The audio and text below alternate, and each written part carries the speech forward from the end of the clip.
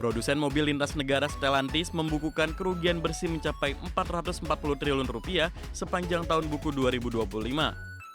CEO Stellantis Antonio Filosa menyebut kegagalan dalam memprediksi laju transisi energi sebagai faktor utama yang membebani keuangan perusahaan.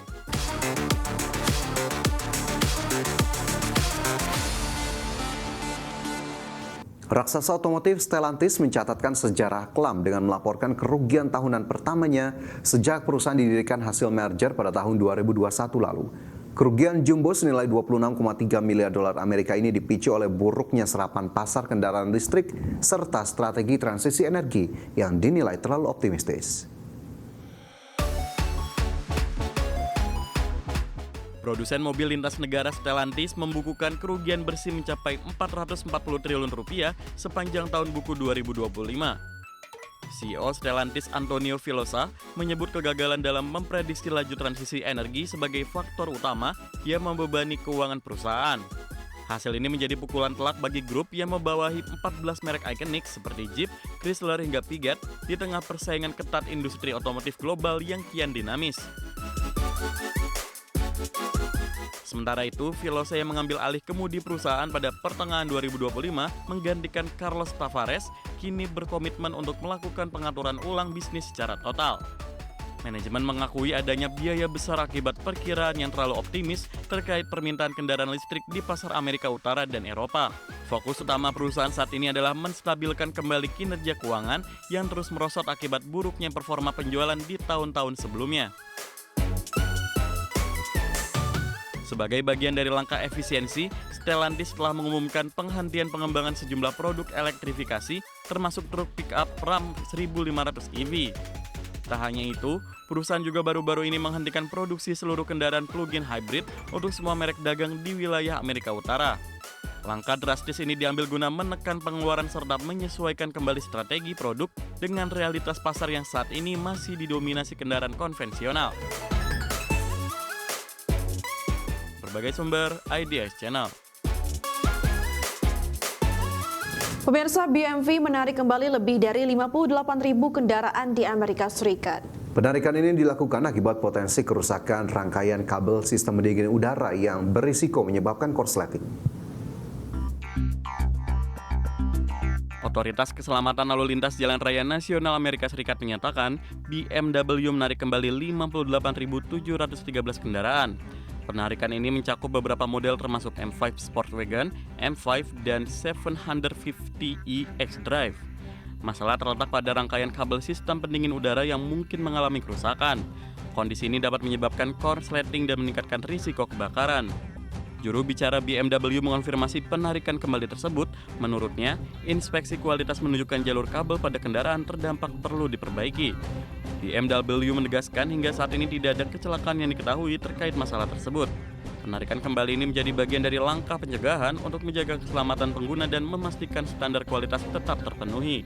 Berbagai sumber, IDX Channel.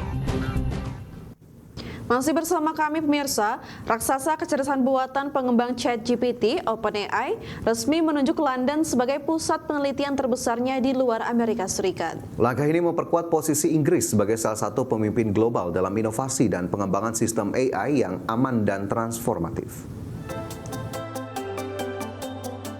OpenAI secara resmi memilih London sebagai basis riset utama di luar Amerika Serikat, sekaligus memanfaatkan ekosistem teknologi Inggris yang dinilai ideal untuk investasi jangka panjang. Kepala Penelitian OpenAI, Mark Chen, menyebut perpaduan talenta berbakat serta kehadiran universitas dan lembaga ilmiah terkemuka menjadi alasan utama ekspansi ini.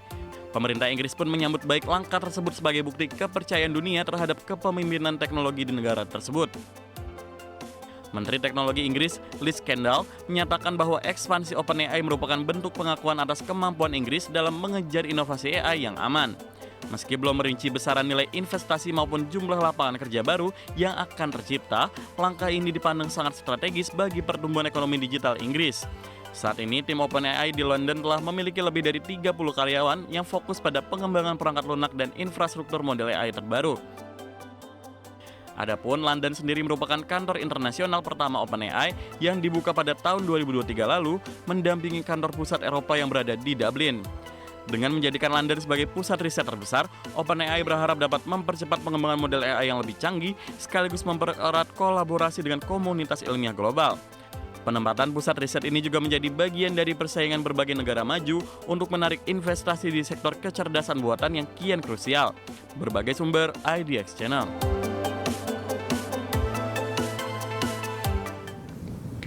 Pemirsa, Nintendo dikabarkan tengah merancang pelepasan kepemilikan silang atau cross-shareholding yang melibatkan sejumlah institusi keuangan Jepang dengan nilai sekitar 300 miliar yen. Langkah ini dinilai sejalan dengan dorongan reformasi tata kelola perusahaan di Jepang dan Nintendo dikabarkan menyiapkan aksi pembelian kembali saham. Nintendo dikabarkan tengah merancang pelepasan kepemilikan silang atau cross-shareholding yang melibatkan sejumlah institusi keuangan Jepang. Mengutip sumber yang mengetahui rencana tersebut, pelepasan saham diperkirakan mencapai 300 miliar yen atau setara 1,9 miliar dolar Amerika. Keputusan final disebut bisa diambil paling cepat 27 Februari 2026. Pelepasan ini melibatkan institusi keuangan termasuk Move Bank dan Bank of Kyoto. Per September tahun lalu, Bank of Kyoto memegang 4,19% saham Nintendo, sementara Move menguasai 3,62% melalui bank kustodian. Selain pelepasan kepemilikan silang, Nintendo yang berbasis di Kyoto juga dikabarkan menyiapkan aksi pembelian kembali saham. Perusahaan pembuatan Super Mario itu belum memberikan komentar resmi. Saham Nintendo sempat memangkas kenaikan dan terakhir naik 2,4%. Saham Kyoto Financial Group melonjak hingga 9% menyusul kabar tersebut. Regulator dan Tokyo Stock Exchange dalam beberapa tahun terakhir mendorong perusahaan Jepang mengurai praktik cross-shareholding. Model kepemilikan silang dinilai melindungi manajemen dari tekanan pemegang saham dan kurang efisien dalam penggunaan modal. Sehari sebelumnya, Reuters melaporkan Toyota Motor Corporation juga merencanakan pelepasan saham strategis bernilai sekitar 19 miliar dolar. Langkah Nintendo menjadi bagian dari tren restrukturisasi korporasi di Jepang yang kian menguat. Berbagai sumber IDX Channel. Pemirsa, NASA memberikan klarifikasi terkait berakhirnya misi Crew 11 lebih cepat dari jadwal akibat masalah medis yang dialami astronot Mike Finchy. Meski demikian, Lembaga Antariksa Amerika Serikat menegaskan kepulangan dilakukan secara terkoordinasi dan bukan dalam kondisi darurat. NASA memberikan klarifikasi terkait berakhirnya misi Crew 11 lebih cepat dari jadwal. Dalam laporan resmi, NASA menyebut astronot Mike Fincke mengalami insiden medis pada 7 Januari saat bertugas di Stasiun Luar Angkasa Internasional. Meski sempat ditangani dari jarak jauh oleh dokter NASA, kondisinya memerlukan penanganan langsung di bumi. Akibat insiden tersebut, misi Crew 11 hanya berlangsung 167 hari di ISS. Keputusan mengakhiri misi lebih awal diambil agar Fincke dapat menjalani pemindahan medis tingkat lanjut yang tidak tersedia di orbit. Fincke bersama 3 astronot lain mendarat dengan selamat di lepas pantai San Diego pada 15 Januari menggunakan pesawat Dragon milik SpaceX. Setelah pendaratan, ia langsung dibawa ke rumah sakit Scripps Memorial La Jolla untuk perawatan.